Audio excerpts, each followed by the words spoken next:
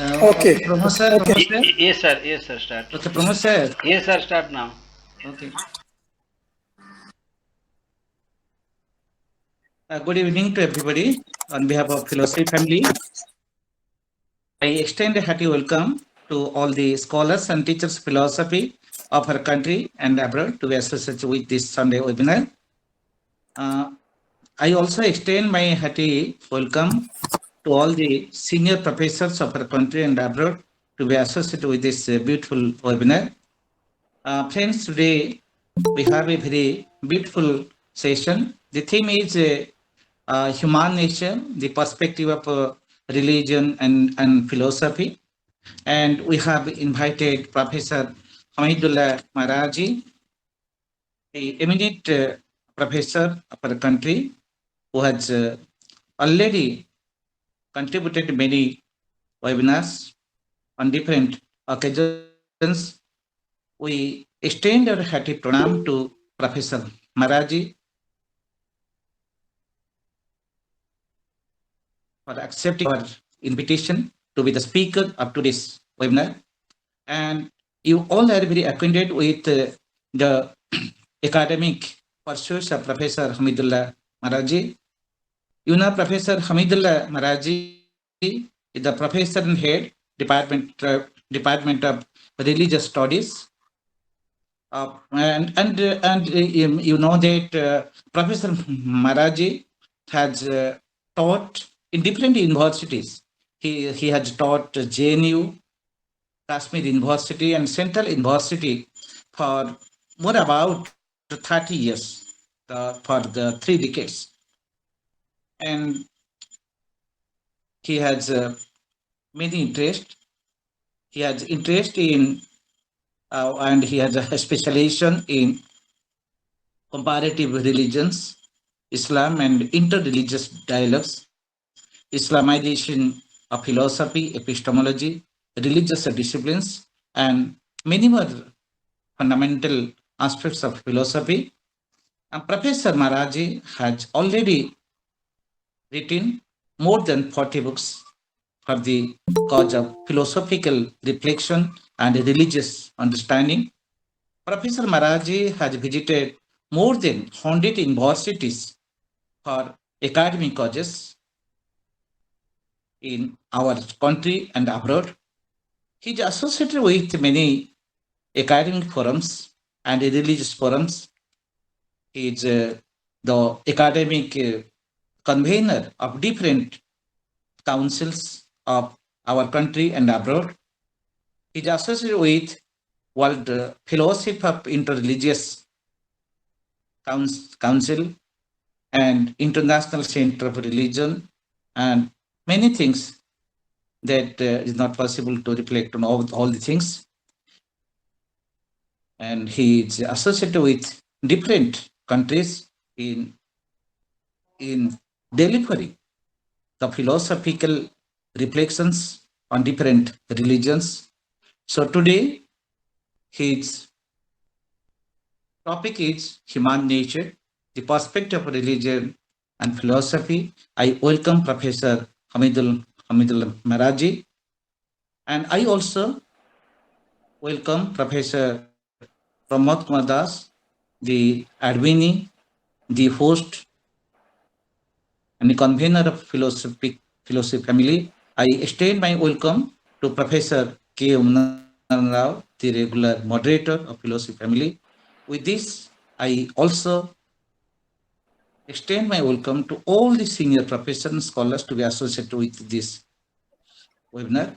And with this, I request Professor Hamidullah Maraji to commence his speech. Over to Professor Hamidullah Maraji. Thank you very much, sir.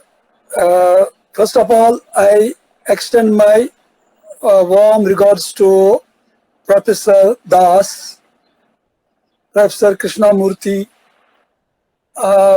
Mrs. Rumavani ji, Professor Maharana ji,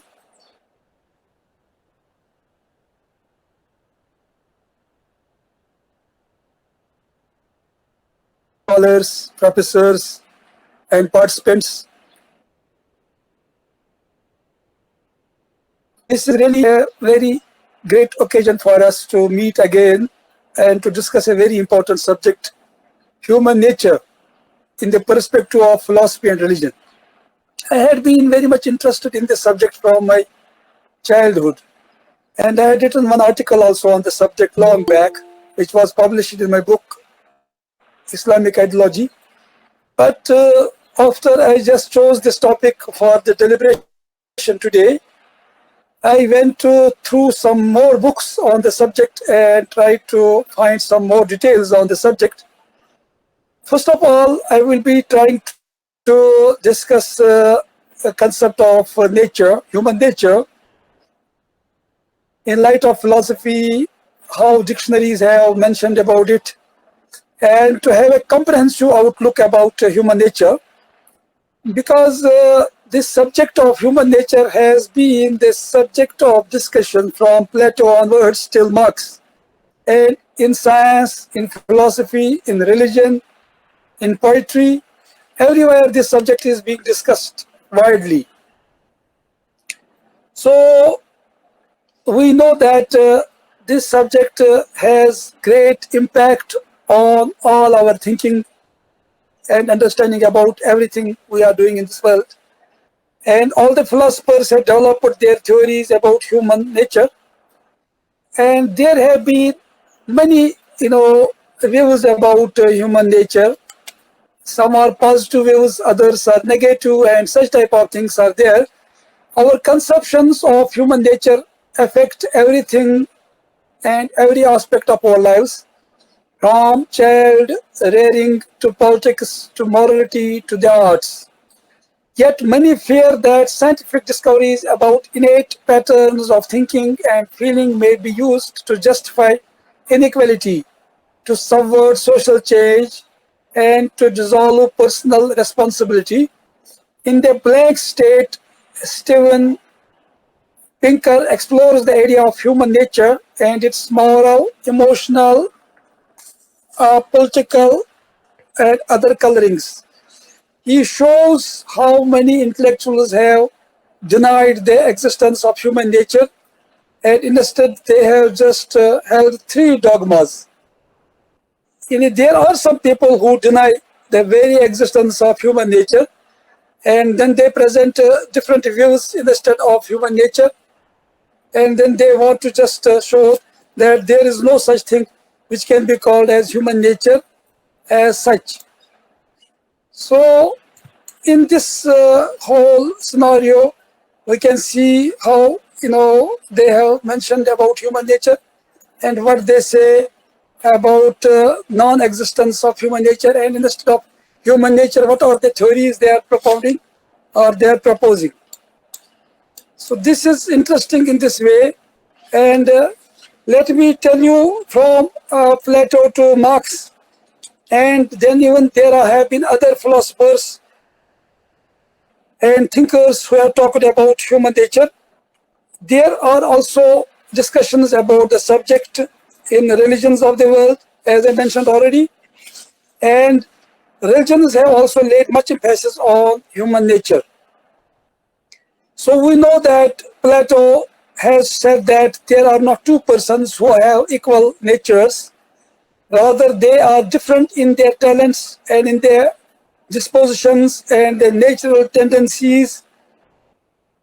Man can only be happy when he is trying to fulfill his desires. But this is such an interpretation about human nature which is incomplete, and this does not do justice with human nature in any way. It is rather a lopsided interpretation about human nature, and it does not do justice with human nature at all. And then we have Aristotle. He has talked about human nature, that human nature is consisting of different demands, and it is man who has lot of requirements in his life, and these are the human desires which are governing humans in all times. When these desires are becoming unbridled, then all type of chaos takes place, and man is only, able to be happy when he is able to control his desires. Then there are scholars who do not agree with Plato. For example, Cicero and other scholars, they say that all the people of the world have the same nature. They don't have different natures, as was held by Aristotle and Plato. And St. Paul and other Western and Christian philosophers have said that man was born with a sinful nature.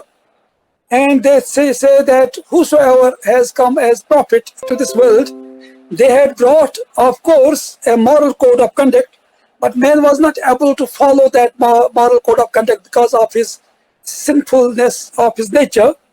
And it was Jesus Christ who just put himself on the cross to cleanse this sin from the nature of man.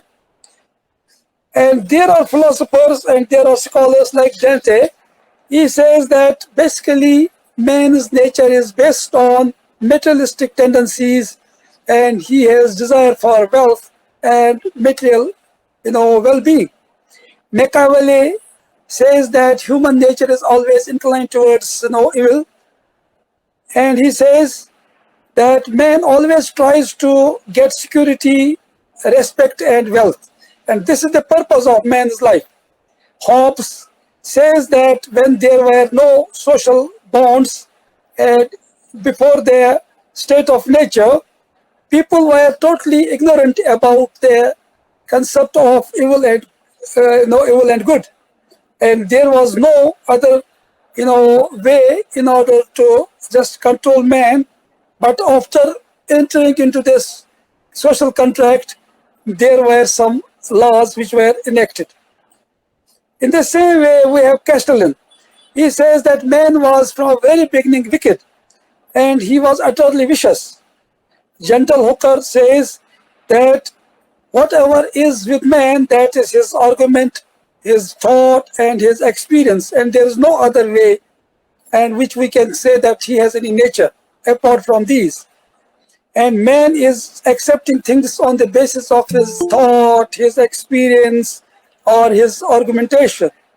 And there is no natural tendency at all in any way. So we can understand that these are different philosophers, and I will be mentioning some more because we need to understand how the philosophers have defined human nature. Because that will lead us to understand how religion has a different perspective about human nature and what can be the best understanding about human nature. Because as we have been doing it in all lectures so far, I have been trying to do it. I am doing a comparative study of religions, comparative study of philosophies, so that we may reach to some comprehensive concept of various aspects of philosophy. We have been discussing, for example, secularism. We have mentioned about mysticism, spirituality, interreligious dialogue, education, epistemology. So those all aspects I have been trying to deal in a comparative perspective, and whatever the views have been expressed by our scholars, philosophers, thinkers from East and the West, only then we can get the comprehensive viewpoint when we are taking all these concepts in a total. So for example, we have people like Milton. He has said that man has unlimited freedom. Man has a lot of freedom and there is no limit to his freedom. And man is not entitled, or he is not bound by any rule or regulation. Then we have John Locke. So John Locke says that man does not come to this world with any innate ideas or any notions of good or bad. Rather, his mind at the time of birth is like tabula rasa, which is a clean slate. And there are no hidden ideas or spiritual ideas, and there is nothing of any notion he is born with. So in this way, whatever man learns, it is because of his experience, because his mind is just like tabula rasa at the time of birth, and all the characters which are written only after the experience. And then Bentham, he has said that nature has put man in the hands of two, masters. One is happiness and second is sorrow. And these two are governing and determining all the aspects of human action and behavior. And these two, elements are behind all the activities of man. And whatever is in this world, that is governed by these two elements. That is the feeling of sorrow or the feeling of pleasure. Brock and Montesquieu, they say that man is basically dependent on his environment for each and everything. So now there are two concepts. One is nature and second is nurture. Either man is by birth as he is either he is good or he is bad, or he can control himself and he can change his nature. That is by his environment, by the nurturing, and by trying to become what he wants to become. So these are the two concepts, and we will be discussing all about these concepts in detail. So Darwin has said that man is determined by his instincts and social obligations, and he has to bow before his society. And Marx says that man is basically a born animal. He is animal basically, and before man started making tools, he used it to produce new organs. And the last thing was in the process and in the evolution, that was his tail. When he lost his tail, he started making tools. So man, the tool maker. And through these all evolutionary processes and stages, man has reached to this evolutionary stage when it is the work which is just making what man makes himself. And for man, nature is also an instrument, and the human mind is a new force of human nature, which is related to matter in all respects, and it is also the product of matter itself. It has no other existence than based on matter, as matter is the basis of everything, and all other things are the superstructure. And we know it very better way, and all the people, all the students of the philosophy, they know it. What Marx has talked about matter, how materialism is everything and there is no scope for anything else, and whatever is in the world, that is based on matter, and matter is the realization, whether it is in the universe, that is the dialectical materialism, or it is in the history and society, that is historical materialism. And there is difference between the humans, that is haves and have-nots, and that too is based on the material resources.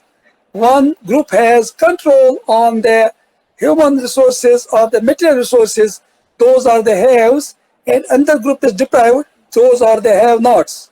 So these are some of the details which I have tried to put before you in order to understand and realize what are the different views of our philosophers about human nature.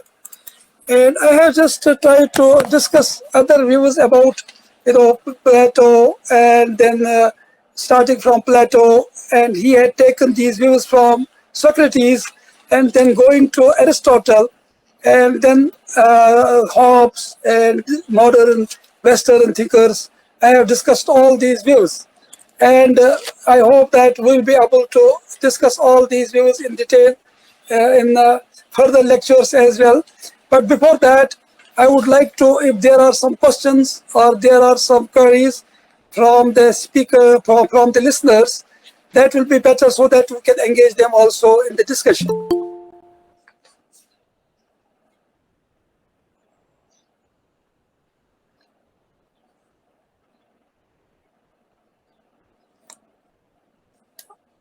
Professor Marazi, so I have just one portion of my lecture I have completed, then I will be just discussing other aspects, but I want to have some questions, or there may be some explanations from different listeners and the people who are present, then we can go ahead.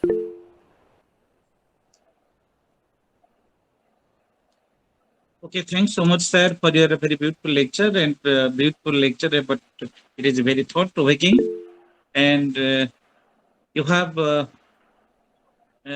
very beautifully explained the man's nature. With that is, according to the philosopher, man's nature is based on a materialistic tendency, and actually some others have given that man's nature is spiritual. But it is a matter of discussion that Ben has been discussed on different standpoints from different perspectives in different philosophical reflections envisaged by different thinkers. So it's now we have to request the professor Professor Dr. K. Umnarao to carry on the discussion from our learned participants on the lecture given by Professor Hamidulla Marazi. Over to Professor Rao. Professor Rao. Thank you, Dr. Maharana. Thank you, Professor Maraji, sir. Thank you for the. I could see Professor Krishnamurthy, sir, raising his hand. So I request him to have his question, and we can. Yes, sir, please. Yeah.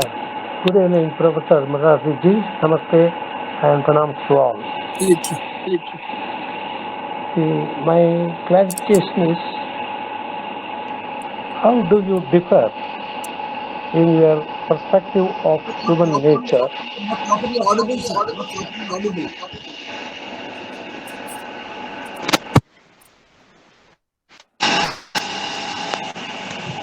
Is it audible now? Now, you move to open space. Yeah. Can you, sir? Can you repeat the question again, sir? Yeah. It's not the question. It's a kind of clarification which I seek from your, the kind self. This is relating to the last word which you uttered during the closing of the speech about Aristotle.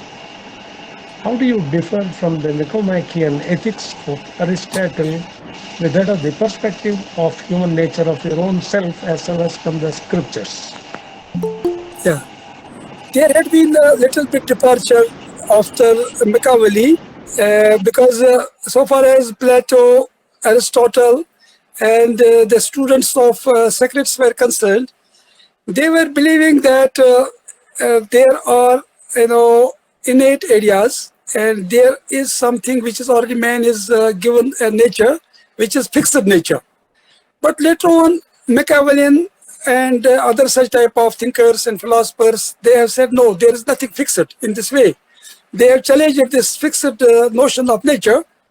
And then there were other philosophers also, they said, no, nothing has been already given, as I mentioned about Locke and others, that man is born with a mind like tabula rasa, where nothing is written already.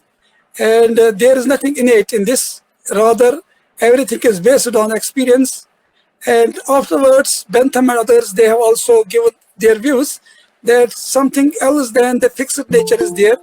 And some people denied even altogether the existence of human nature.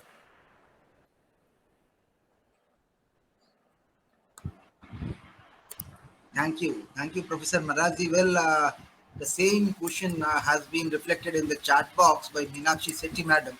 Well, she says, what would be the context when what it is like saying that there is nothing called human nature? So she has a query, something like that. Human nature is, we cannot deny something called the nature of man or the human nature. So what it is like saying that there is nothing called human nature, the existence of the idea of the human nature. So that's the query that she raises, which you addressed in the initial part of the lecture. Yeah. Basically, the problem is that philosophers are conjecturing. Since they don't think that they are dependent on any revelation from God, or there is some surety, such or samriti type of thing, they don't believe in that, because human nature, human reason is everything for them, and they are deciding matters on the basis of rational discourses. and every person has his own notion about everything. And every philosopher comes with a new theory. And in most cases, one philosopher tries to deny the earlier philosophers or just to take some notion from the earlier philosophy and builds on that. So for that reason, there is no consensus on any aspect about even human nature among the philosophers.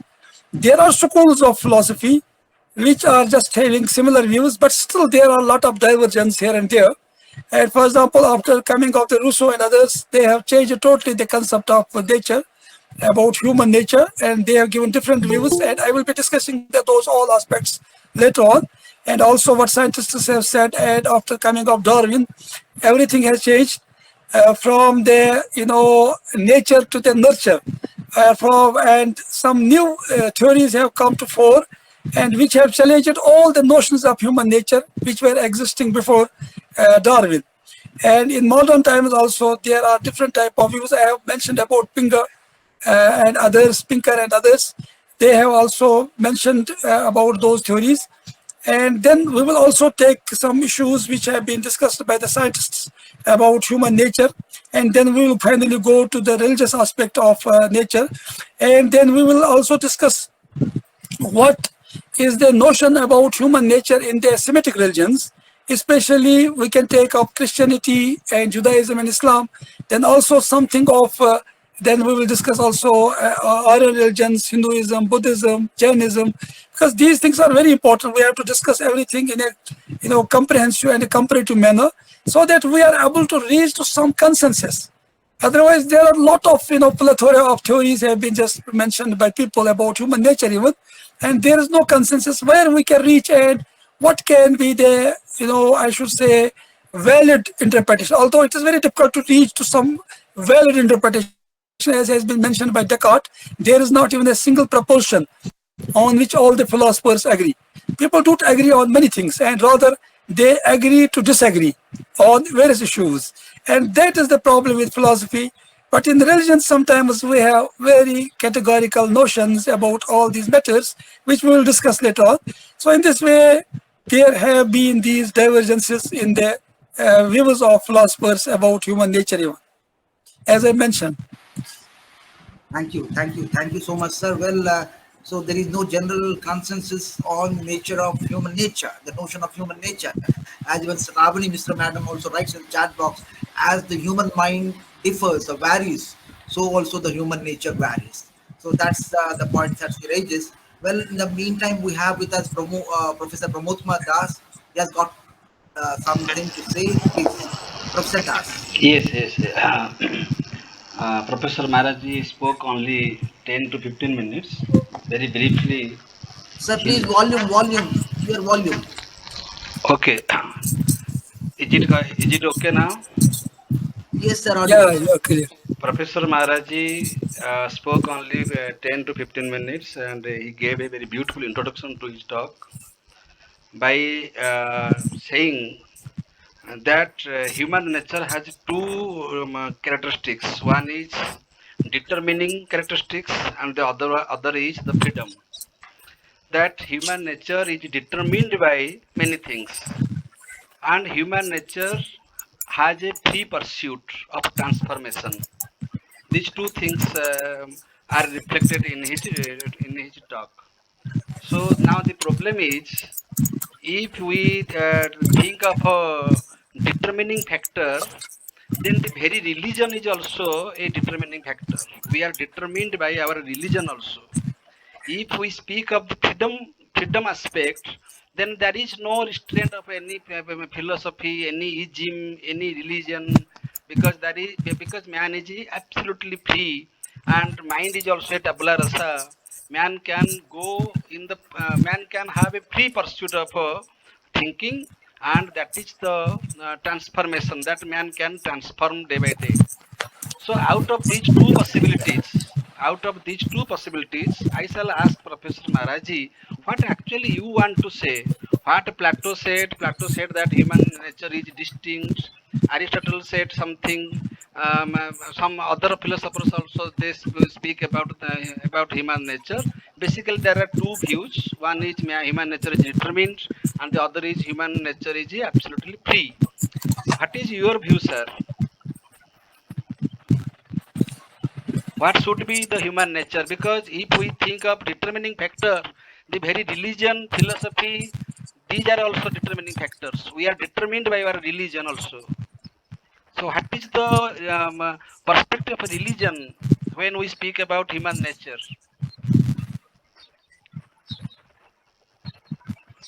Yeah.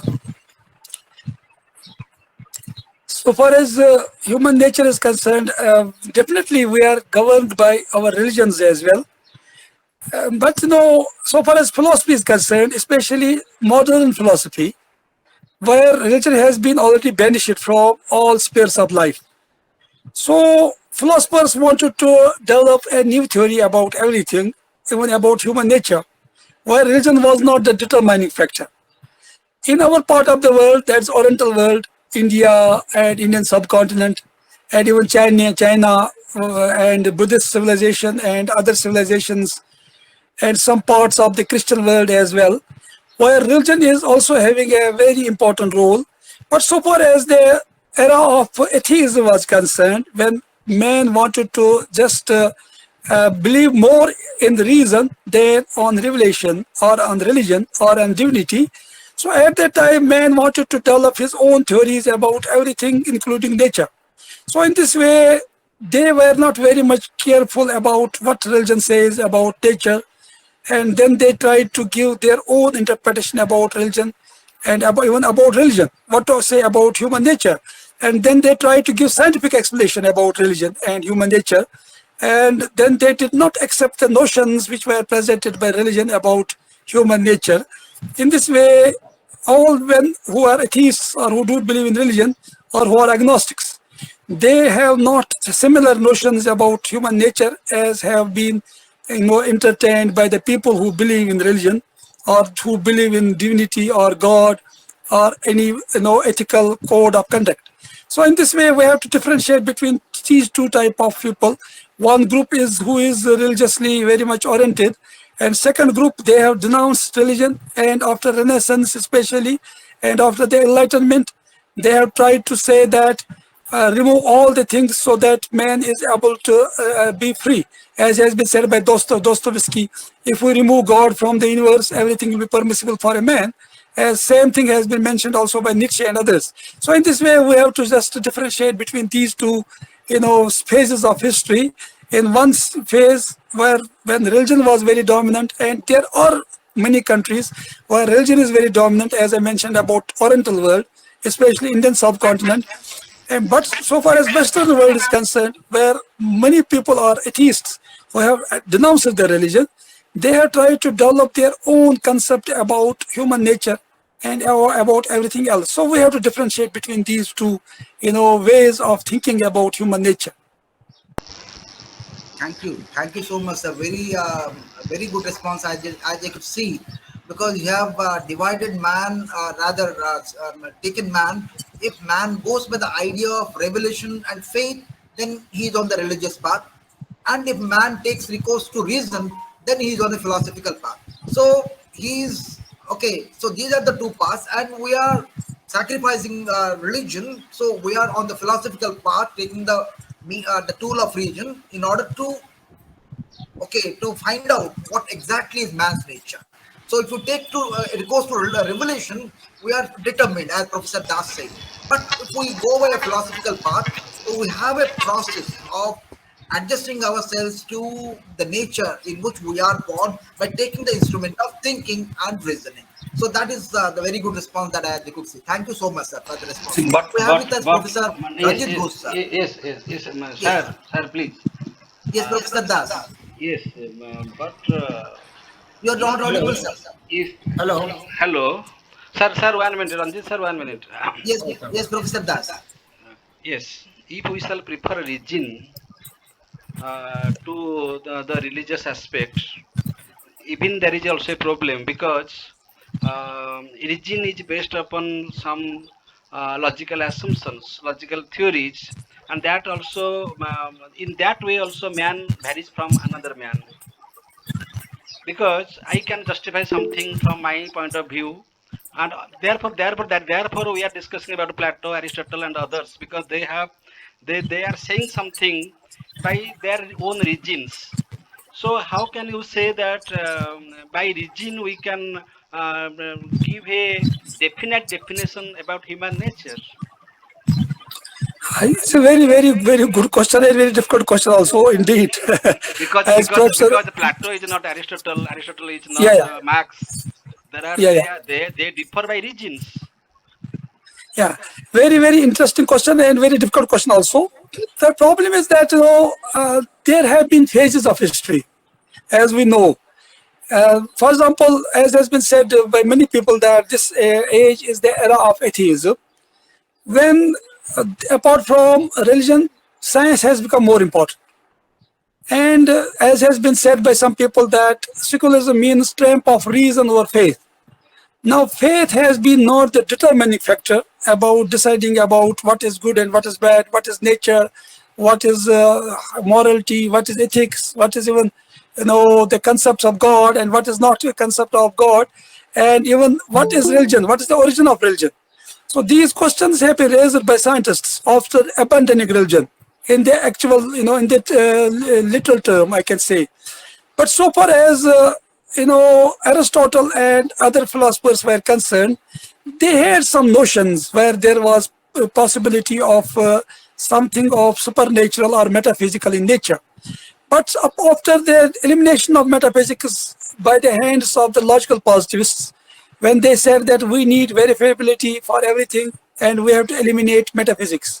So there has remained no scope for such discussions which are of the metaphysical in nature.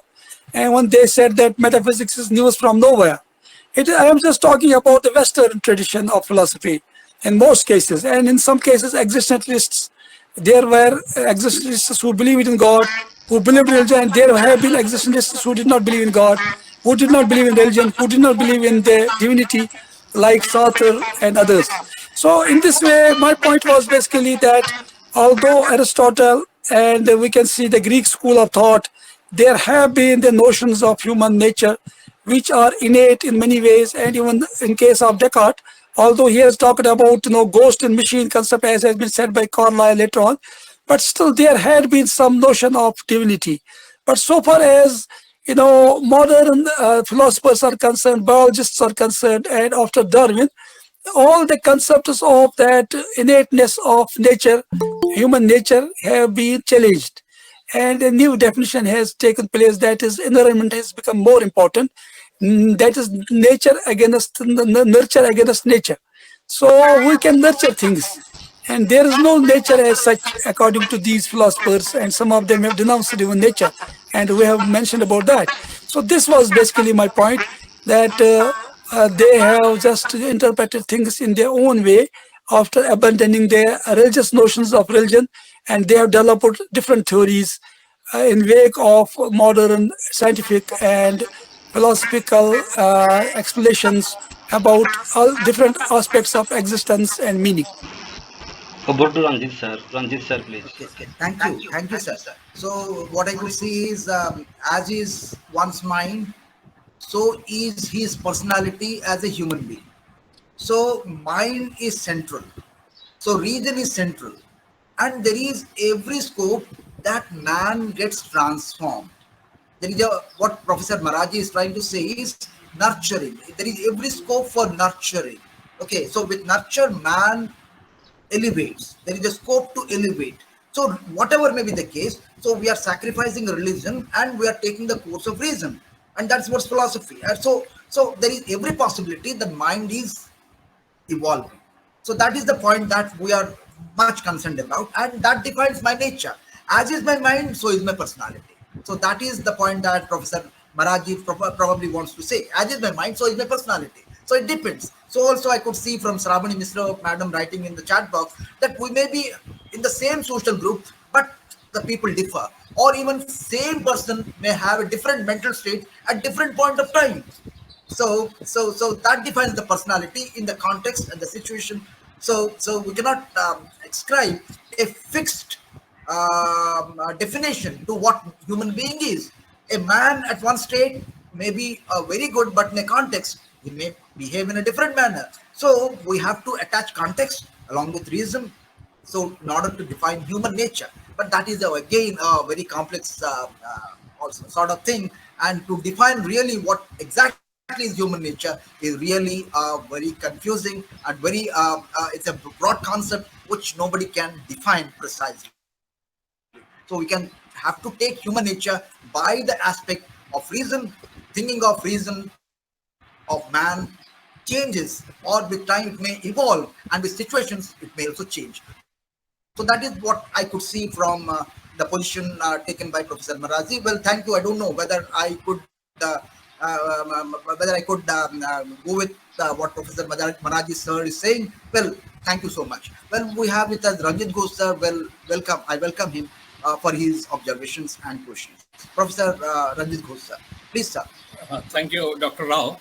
What I have gathered from Professor Maraji's incomplete speech, as he himself says it. Okay.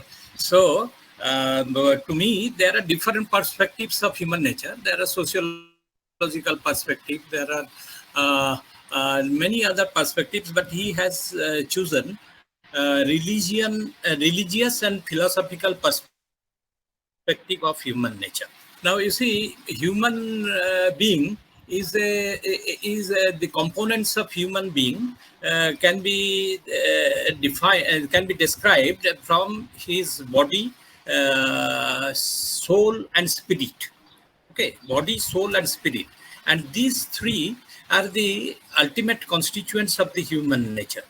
And if we take these three into consideration, then whether it is religion or it is philosophy, we can take a stance that is a moral stance, the stance of morality, the perspective of morality, which will encompass both the religious and the philosophical perspectives of human nature.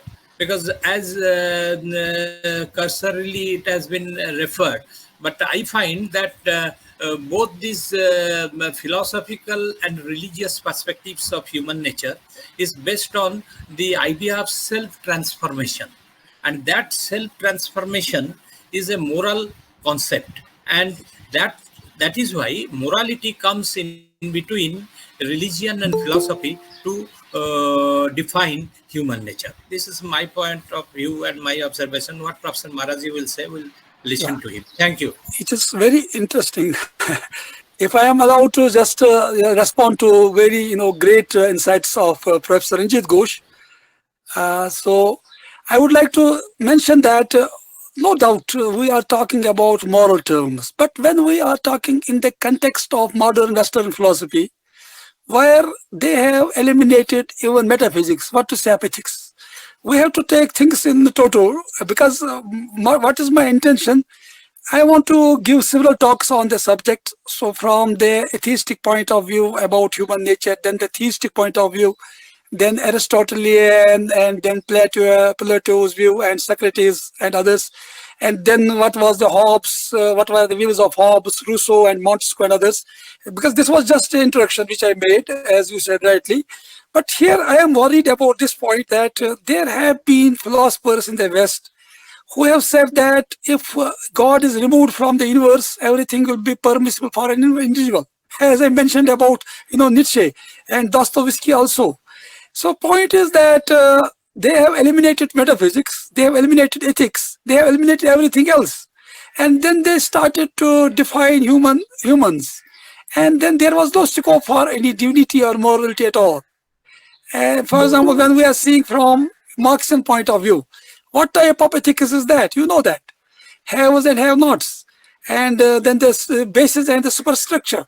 And the same way, if we take Bertrand Russell, he says that when I was just, I was being told by my grandmother about the Holy Ghost.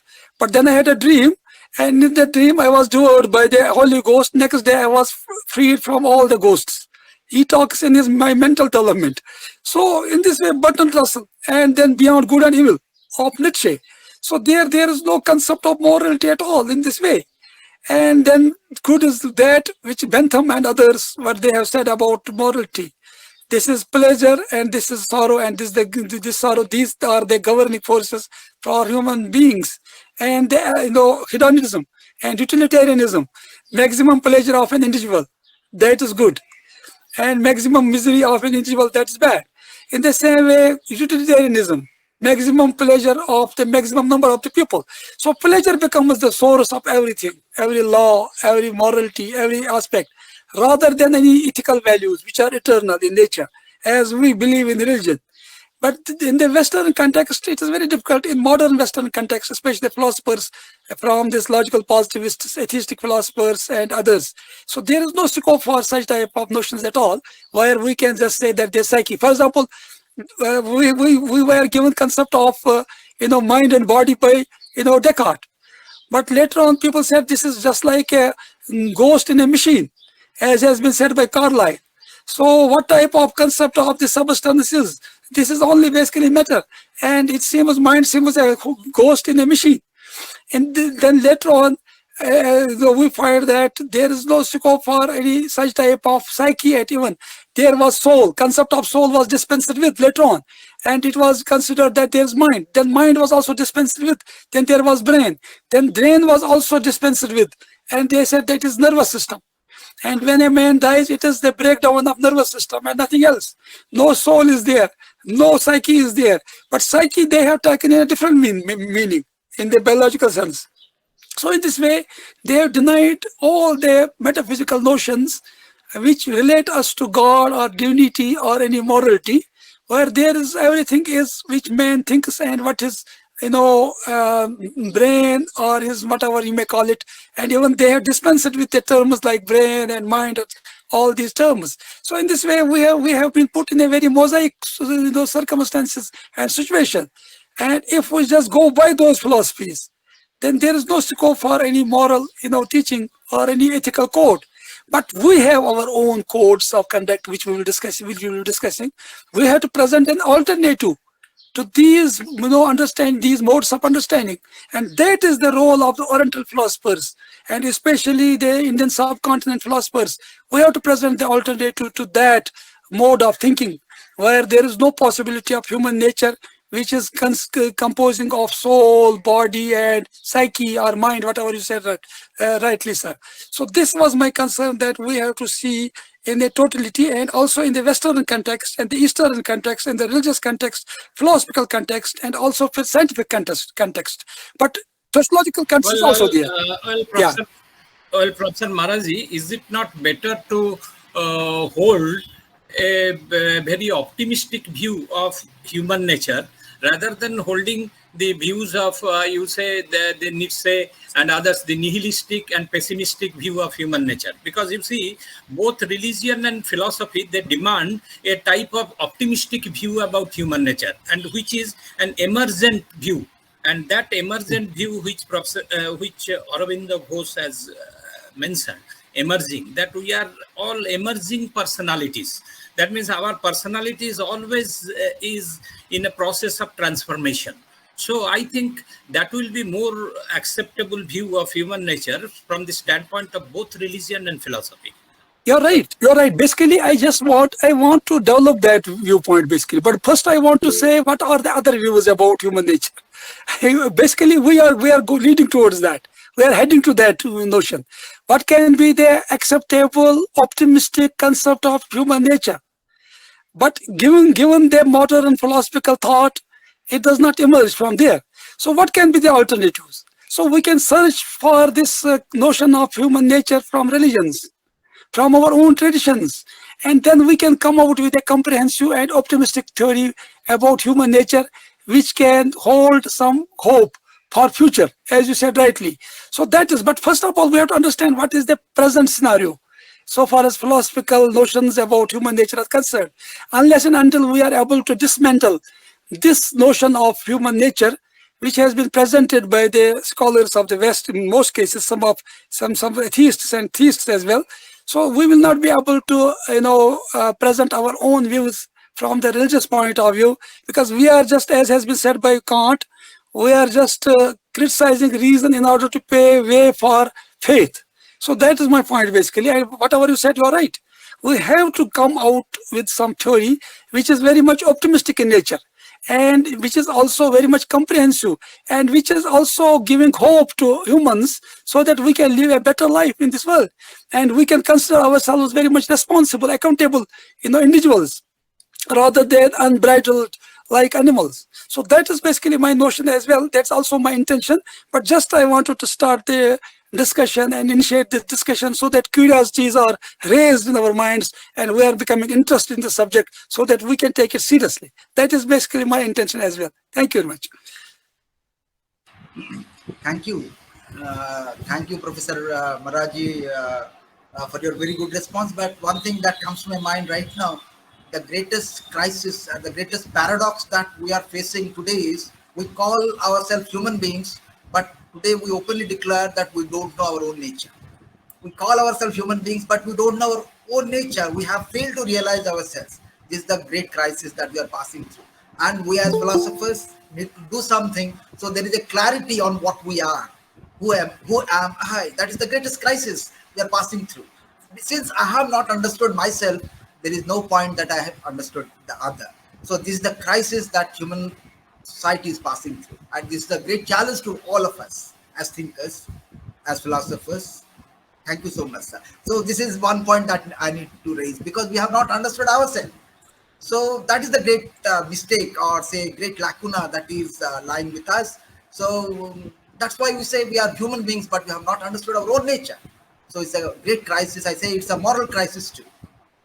Sir, thank you so much. Sir, we have with us Professor Pramod Kumar Das. Well, he wants to say something. Yes, my Sir. my question is to Dr. Rao and Professor Maraji. A very simple question. What for the region? We are discussing about region and we are giving priority to that. But region is for what? By region we have established ethics, ethical values. If someone says that pleasure is the ultimate value of life, he or she is giving some reasons. Because of these reasons, pleasure is considered to be the ultimate value of life. Those who say detachment, vairagya, that is the value of life, they have their own regions. Regions have created ethics, regions have created isms, philosophy, regions have created religion. All these things have been created by regions only. So region has divided us. We are different by regions. Therefore, I said Plato is not Aristotle and Aristotle is not Kant. So where can we sit together? Who will guide region? If region will guide region, then we shall go in a circle. We are different from each other. We are distinct from each other. There is no common point because I shall not agree with you and you will not agree with Mr. Das, Mr. Misra and Mr. Nobody. Nobody will agree with nobody. So that is the crisis. Therefore, there should be a common thread. There should be there should be something beyond region. Therefore, we are discussing about Immanuel Kant. What Immanuel Kant did? Immanuel Kant discussed about the critical aspect of philosophy. He reconciled both the claims of empiricism and rationalism, but he admitted that this is not the end of philosophy. This is only the status of a phenomena. Beyond that, that is the realm of phenomena where only faith can work. You're right.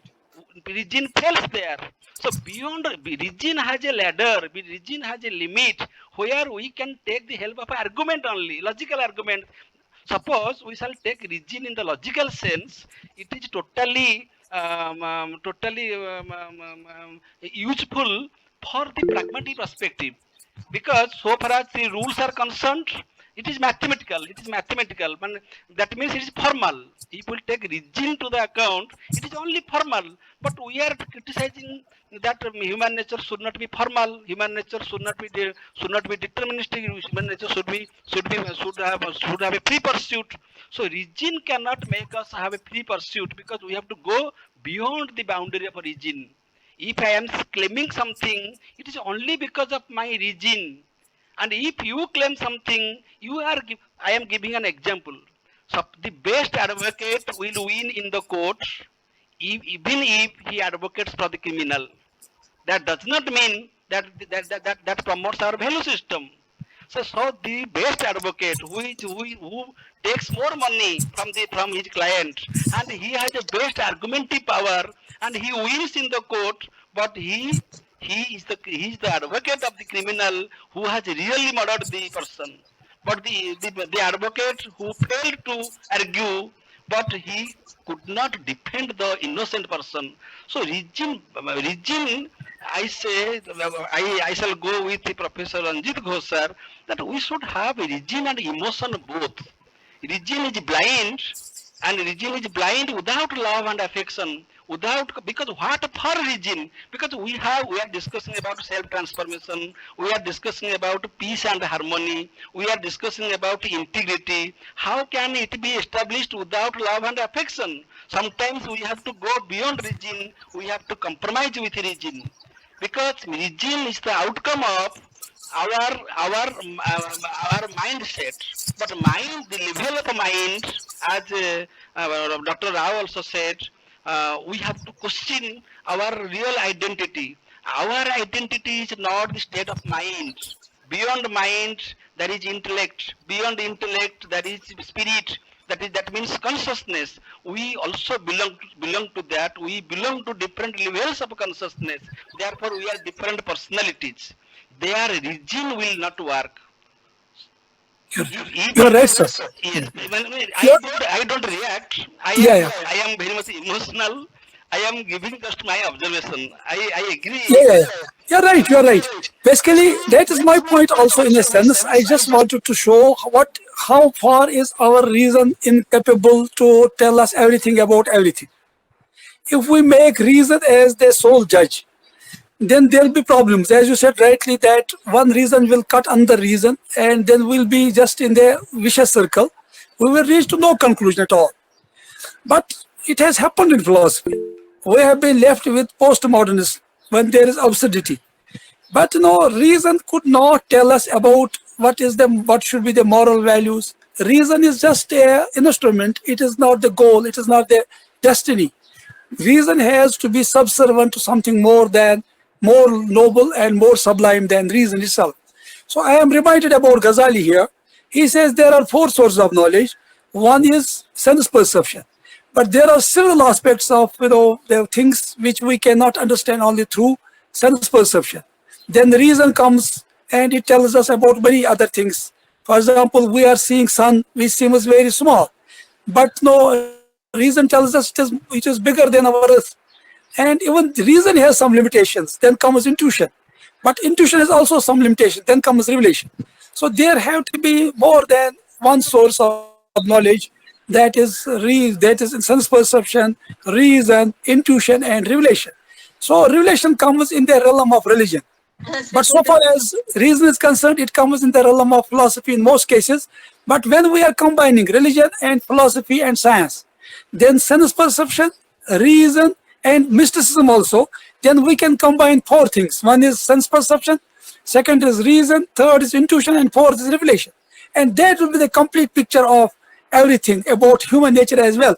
And we'll be discussing that in subsequent lectures as well. So that's my intention. But just what I just tried to mention today, if we go by some notions of the philosophers, as I mentioned, then we are reaching to a mosaic situation, rudderless place, where there seems no end to any discussions, and we don't reach to any conclusive argument about human nature. But when we take all these together, the insights from philosophy, insights from religion, insights from mysticism, and insights from revelation, then only we can come to some optimistic and realistic and comprehensive notion about human nature. And in subsequent lectures, I intend to just mention about all those aspects about human nature. But this time I just gave an introduction. If we go by philosophy only, then where we are heading to. That was my intention. Thank you. This is fine, sir. This is fine. Thank you. This is fine. Thank you. Thank you, Professor Marazi, again for the response. Well, what I could see is experience and reason are the basic tools with which we enter the world. People at large limit themselves to experience and reason, lie there. But having said this, when we talk of experience and reason, that doesn't negate emotion. Emotion is part of the reason. Okay, we cannot simply say emotion is something which is apart from reason. No, emotion is a part that is again a product of the reasoning mind. Emotion. What is emotion? It is a flow that again comes from the mind. The mind has to dictate. So, experience and reason are the tools, and out of the operation of the tools, even emotion flows. And people, some people who are say who exercise the tools, who make a great exercise the reason, may have a greater emotional flow. Some may not. So again, emotion is a flow that comes out of reason. Again, I say we cannot simply say reason is something which is lying away from emotion. No. So having said this, I say there is a time where people think of elevating themselves through their experiences, through the transformation in their natures, through the exercise of mind, elevating higher and higher, which Professor Das was also saying. So from the mind, they have to elevate to the spirit. And even he was referring to Sri Aurobindo, where there is a talk of higher minds and elevation of minds. Okay, now having reached this, there is a point when one finds a man who is elevating in the ladder of reason, finds a time where even there is a limit to reason. There is a limit to reason. There cannot be an exercise of reason at a point of time. And it is there that man jumps to a different fold, and reason cannot work, and he tries to see, reflect himself inside. Okay, he takes a different plane, and reason cannot work there. He finds a limit to reason, and it is there that what Professor Das was speaking, that there he tries to reflect inward, to have his identity, to see what he is. It is only when the reason limits, then only he can move inward. Okay, but he has to take reason as a tool, otherwise he cannot reach that.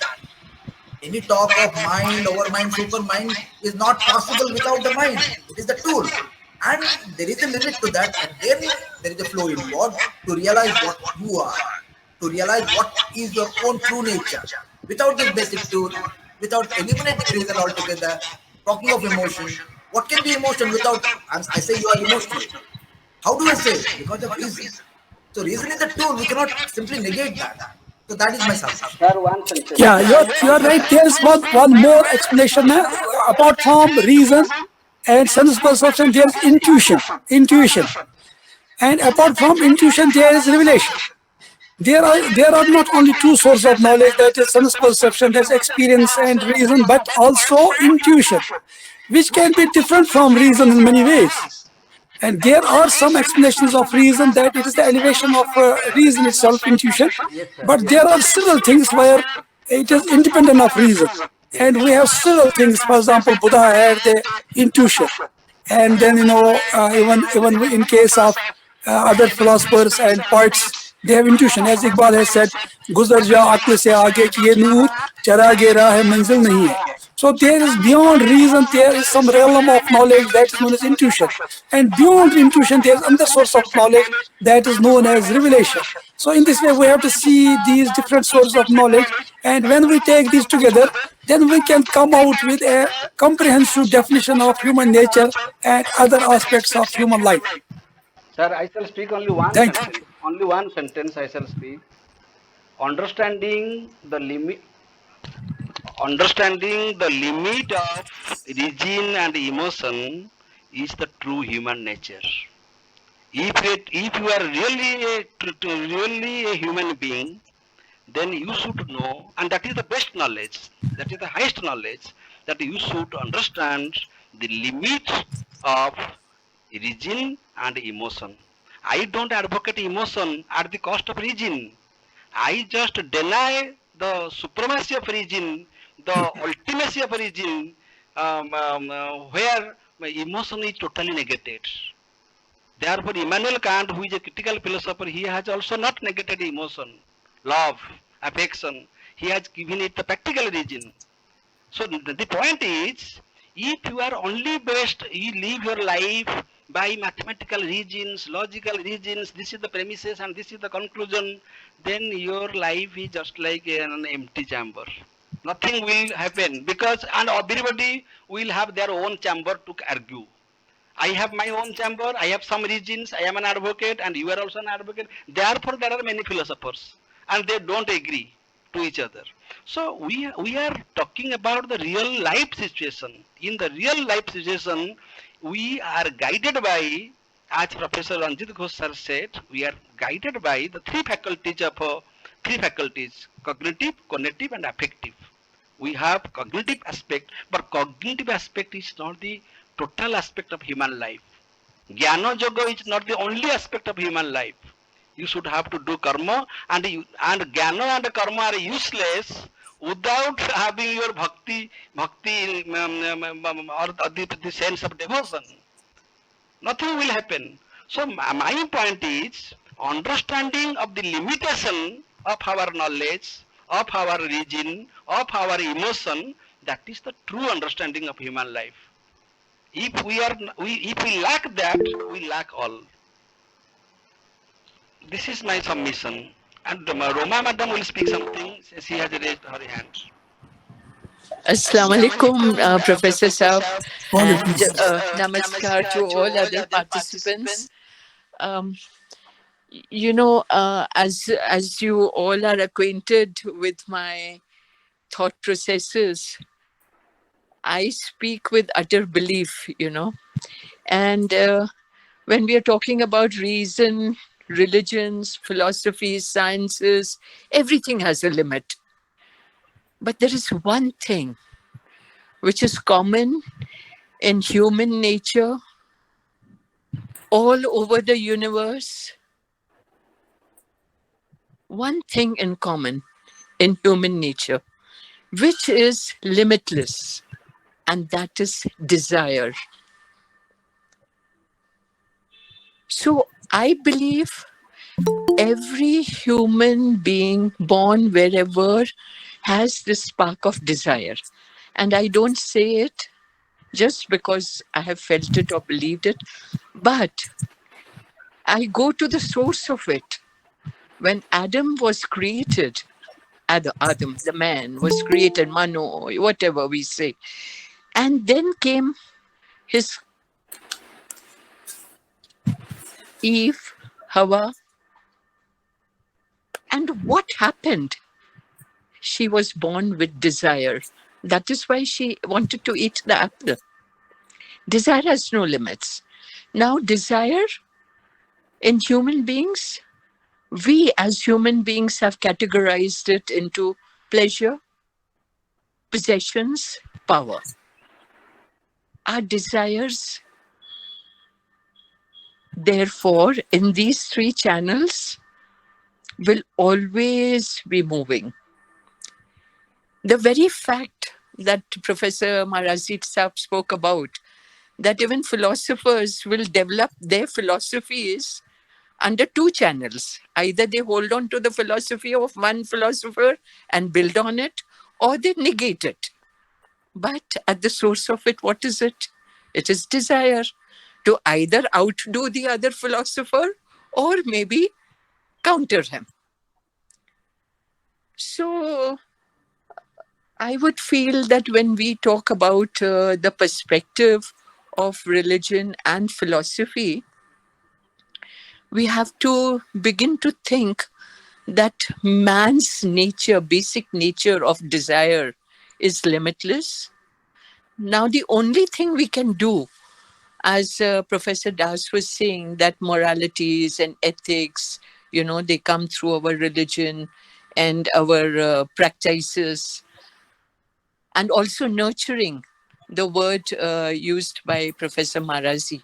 We can nurture ourselves into whatever we want, again, by desire, into whatever we want, so that the society we live in, the community we live in, the world we live in, we can adjust to it.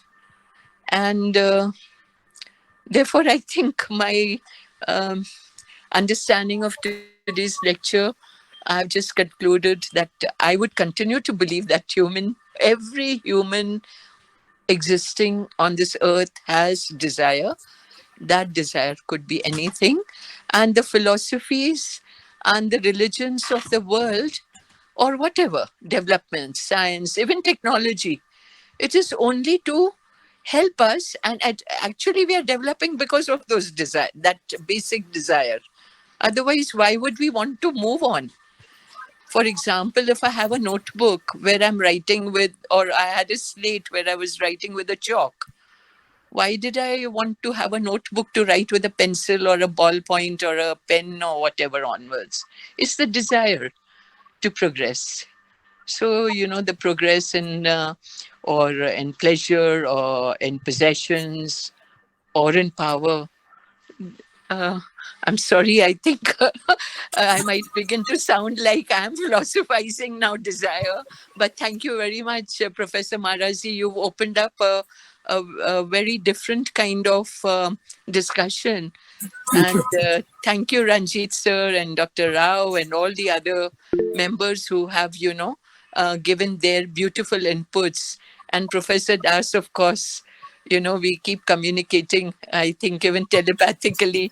So thank you very much. Yes, Can Professor I Sri. Yes. can I say a few words? Yes, sir. Carry on, sir. Professor Marashi sir, Yeah. you were all this time speaking Sir, about not the. audible, sir. Sir, please be loud, sir. Please. Little bit louder, sir. Is it all now? Yeah, yeah. Yeah, you were speaking all this time about the human nature from various aspects. Unfortunately or fortunately, absolutely there is no mentioning of the animal nature of man, which is first and foremost essential. As Madam Bhamavani was telling that as a community we can just adjust. If that were so, I would like to ask a question and find a solution for the problem of the Manipur, where the Maiti versus cookies. Absolutely, there is no human nature at all. What is your take on that, Professor Marazi sir? It's a very political question, and I always avoid political replies. But one point I can just mention: basically, sometimes men become so much, unbridled. It surpasses even the, you know, uh, animals. Worse than animal, as has been said in Quran. Ulaika kalanam balhum azal. Human beings sometimes transgress and they become worse than the animals and the beasts. Animals have at least some norms, but sometimes man loses every sense of any ethical standard. Problem is that I will be discussing animal nature of man and man as a political animal, man as a mimical animal, and such type of things. Social animal. I will be discussing about that. But here I will say that basically when man loses his sense of destiny and fear of God is lost from the heart of man, then man becomes unbridled bull, worse than bull even. And in this way, he can cross all the limits, and then no humanity remains there, and people just justify even all type of atrocities against each other on this name or that name. And sometimes worst part of it is that religion is invoked for non-religious purposes in such circumstances, and that is very unfortunate. People have not just overcome their baser desires. As Madam has rightly said, there is desire, but desires have to be controlled. And if desires are controlled, that is taqwa, that is tazkiyah, that is purification, and that is you are controlling your atma. And if we have not done that, then it means that we are worse than animals. At least animals have some norms, but men lose all those norms, and then they start aggrandizing against each other, oppressing each other, and then justifying that even on the name of religion sometimes, which is very, irreligious, behavior of people, because no religion will just justify atrocities against another human beings, because according to all religions, whether Semitic or Orient, man is the crown of creation, and we have to respect human dignity. وَلَقَدْ كَرَمْنَا بَنِي آدَمَ. Man has been given great dignity by God, and the blood of man is purer than I should say the Kaaba, that is called the Great Mosque, as once Prophet was sitting, and he said that by God, the sanctity of blood of a human being is more than the sanctity of the house of God. So we have to understand this. We become worse than animals sometimes when we lose sense of this aspect, that every human being has right to live, and because of someone's belief or faith, we should not discriminate.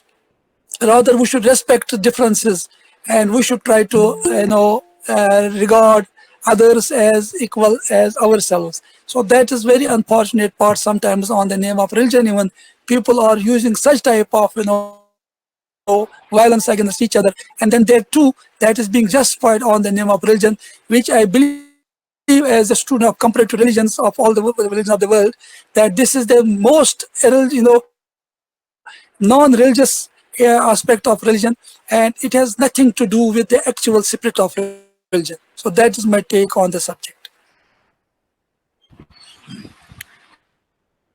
Thank you. Thank you, Thank Professor you very much, Maraji. Professor. Yes, thank you so much. Well, listening to you, Krishnamurthy sir, Roma madam, Pramod sir. So one thing that comes to my mind, as you could see, when we talk of experience, we talk of reason. Okay, there are limits to that.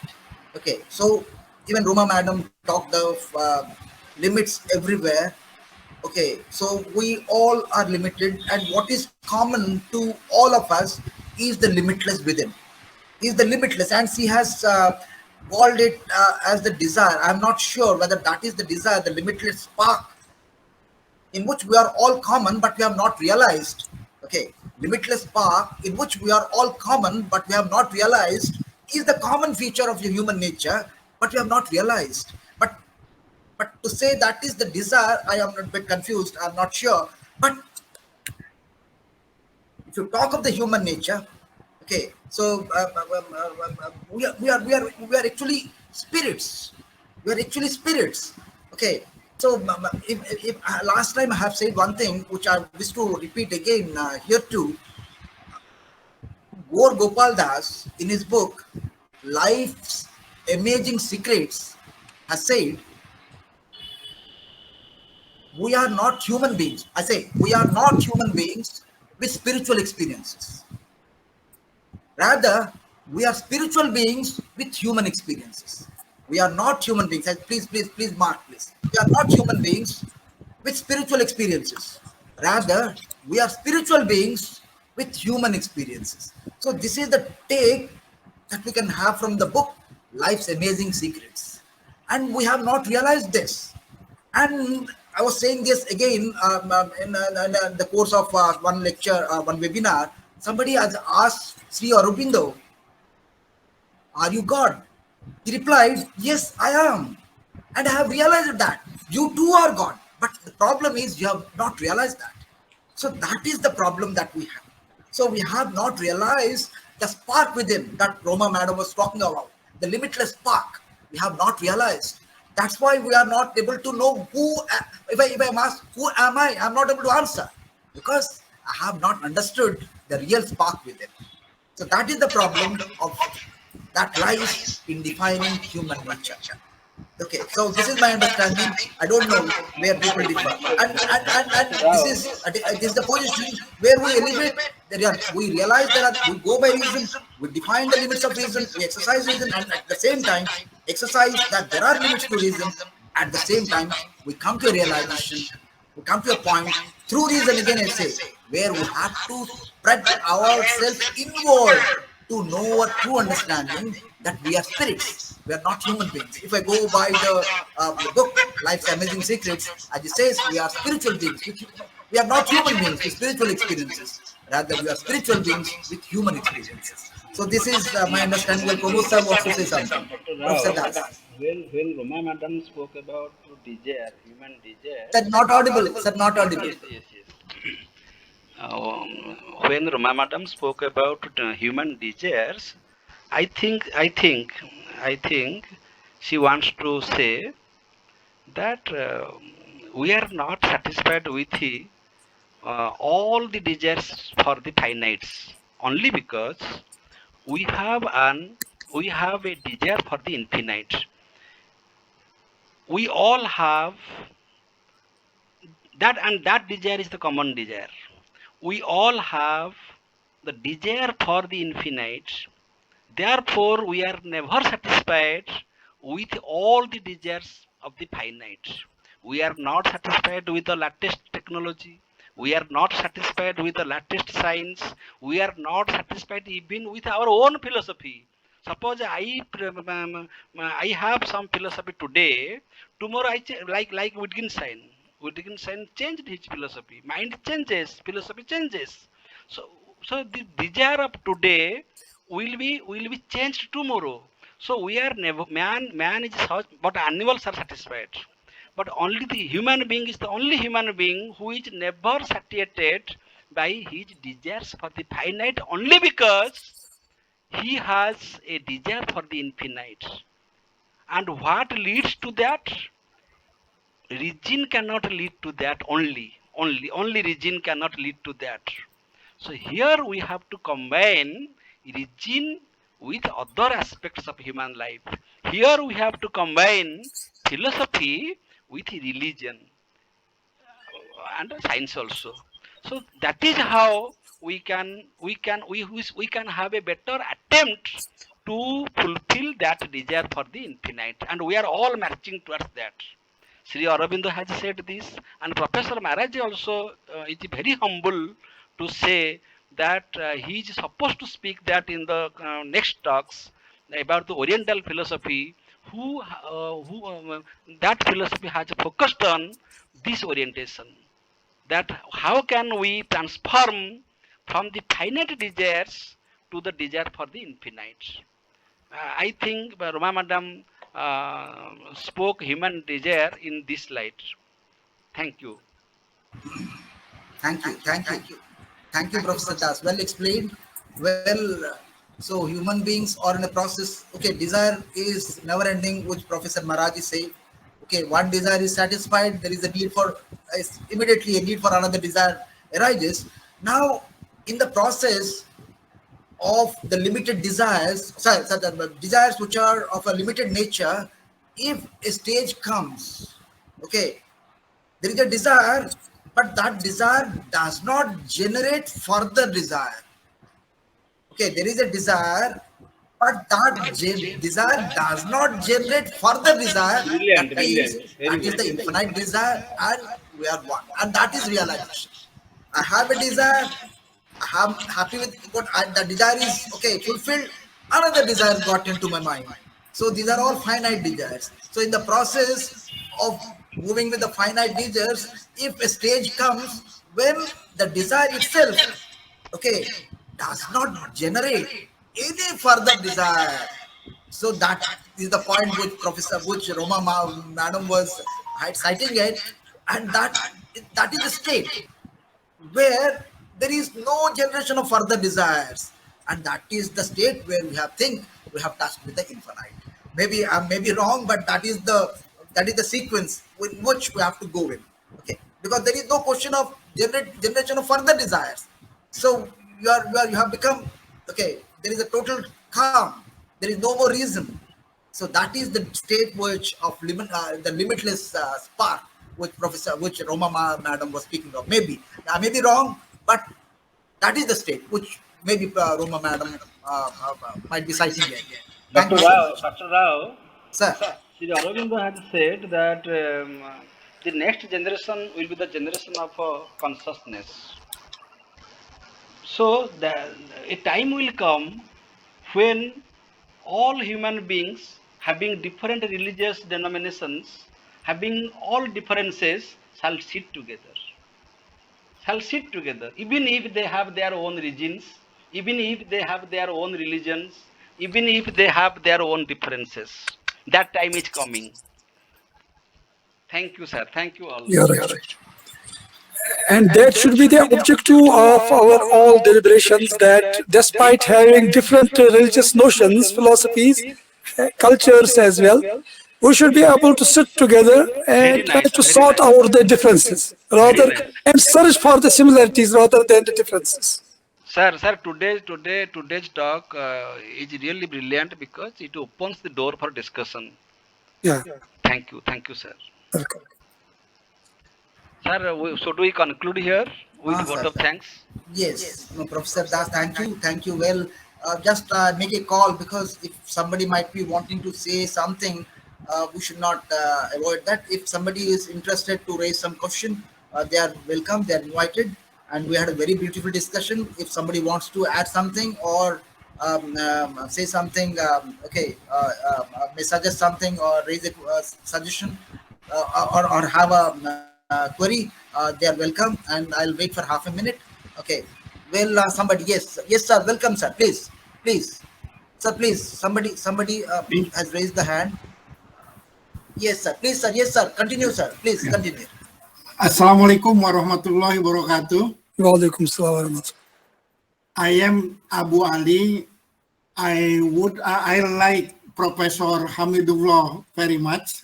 Thank you. I just want to talk a little statement. If you know something well, you do not need any reason to prove what you know. Am I right or not? I need Yeah. your. Yeah. Can you again? You Can you know. can you again repeat it? Yes. If you know something well, you do not need any reasons to prove what you know. Yeah. Am I right? I need your feedback. Yeah, you're right. You're right. Thank you. Yeah, basically, you may be very much convinced about something, then you do need to search for reason. And that is known as conviction. As Professor, Narayanji has rightly said, that there should be a desire, which should be the last desire, and then after that desire, there should be no other desire. That means you have convinced about something. Now you don't have any other desire, and your desire has become now subsumed to the ultimate desire, and you are thinking about infinite, not finite desires. So in this, you are right. When you are convinced about something, you don't need to search for a reason for your conviction, and that is known as iman or belief or faith. But that takes some time. You may pass through various stages. You may have sometimes question. You may have sometimes curiosity, but finally you may reach to this tranquil soul, which is known as nafsi mutmaina. But that takes some time. You may not be initially reaching to that stage. It will be the last stage of your journey on this path of knowledge, where you do need to have reason for your belief. Yes, sir. Thank you, Professor Marazi. Well, Thank I you, want thank to you. add something here. What I know, if I become that. What I know, if I become that, there is no need of a reason to say that I have become that. What I know, I become that. There is no need of reason then. Okay, this is my submission. Oh, thank you, Dr. Rao. Very nice. We have a very beautiful ending. Thank you all.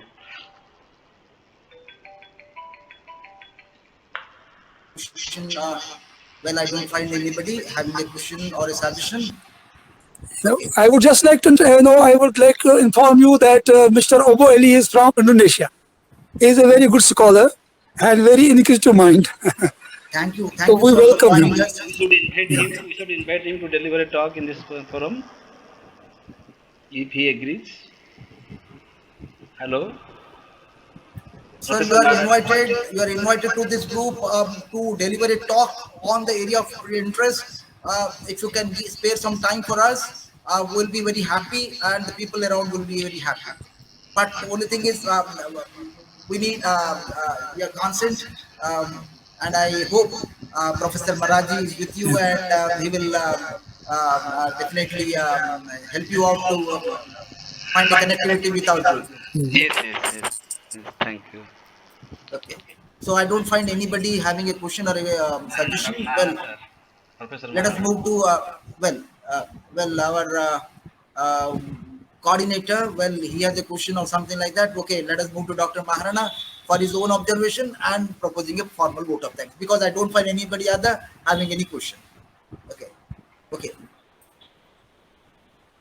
To Dr. Maharana.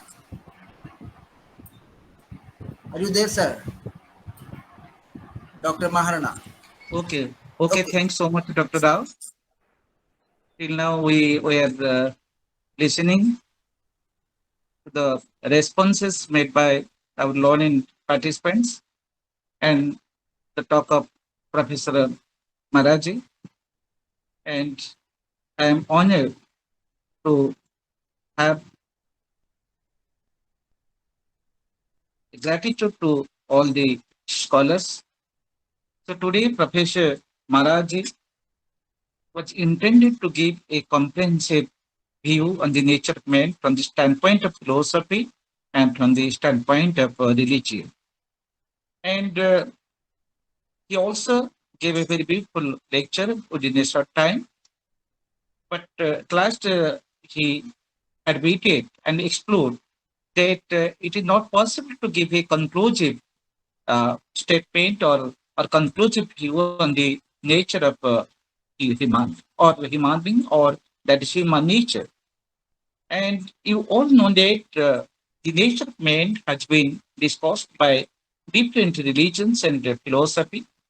And the Western way of dealing human nature is seen at the as from the perspective of religion, and the Indian way of dealing human nature is seen from the nature from the standpoint of spirituality. And religion has given the ritualistic way of human nature. And today, our learning professors, Professor Srinivasan, Professor Dr. Rao, Professor Pramod Kumar Das, Madam Meenakshi Sethi, Dr. Ranjit Ghosh, Shravani Misra, Abulai, and Professor Roma Wani, they all have given very conceptual clarification of human nature after the talk of Professor Maharaj. So today it is a very good platform. It created a very good platform of discussion and dialogue, and all have given their conceptual clarification on human nature from different standpoints. And uh, today, Professor Ranjit Ghosh, Professor Professor Uma Wani, Professor Om Narana Rao, Professor Pramod Kumar Das have given their concluding remarks on human nature. And Professor Pramod Kumar Das and Professor Ranjit Ghosh has given a very good remark on the human nature and nature of human beings uh, from philosophical point of view. Professor Pramod Kumar Das has given a very conclusive remark that understanding the limit of regime and emotion that is should be there. When we have a very good understanding of the limitation of region and emotion, then it is a good way of understanding human nature. And it is also a desire for infinite. And he also admitted that from region we want to establish the value of life, but region is not everything. Dr. K. Omnan Rao, putting the view of Guru Gopal, said that we are spiritual beings with the human experience. And he also, Professor Das, Professor Ranjit Ghosh, Professor Rao, they all have quoted the view of Sri Aurobindo. And Sri Aurobindo has beautifully said the limitation of the limitation of philosophy and religion. Sri Aurobindo has said, has very clearly said that human nature is beyond the philosophy, is beyond the philosophy and religion. Sri Aurobindo has not ignored philosophy, he had not ignored the religion, he had not ignored the physical nature of man, he had not ignored the psychic nature of man, he had not ignored the spiritual nature of man. But he said that so man is not limited to mind, and that is he has given. He has given a beautiful philosophy that man wants to go beyond. Man wants to go beyond the philosophy and religion. and man wants to, and the real nature of man is to transform from mind to Superman, from man to Superman, and because that is he's a being of consciousness. So the transformation from lower nature to higher nature is the real nature of man. It is the goal of man. This goal is hidden in human nature. So today we all have been benefited by the talk of Professor Maraji, and what we all have been benefited is the responses made by our learned professors. So today I would like to extend my gratitude to Professor Maraji, who has initiated a platform of conceptual clarification what human nature is, what we are. So today, my gratitude to Professor Maraji for his good and reflective talk on human nature from the standpoint of philosophy and religion. And I propose vote of thanks to all the learned professors and scholars, those have tried to give a conclusive nature of that is a human nature from different perspective. And I also bow down before our learned professors, those have given their beautiful remark. So today, I I offer vote of thanks to all the scholars, including the speaker, and request Professor Pramod Das to wind up the session. Yes, yes, with the sense of gratitude, we shall conclude here, and we are very much grateful to our speaker, Professor Maraji. Sir, you are always welcome, sir, to this forum, and we love your interest in philosophy. In spite of criticisms, you come forward to discuss new concepts. Thank you, sir, and you select your new topic. We shall create the slot for you. Thank you. You are always welcome, sir. With this session is declared closed. Thank you. Thank you. Okay, namaskar everybody. Thank you. Namaskar everybody.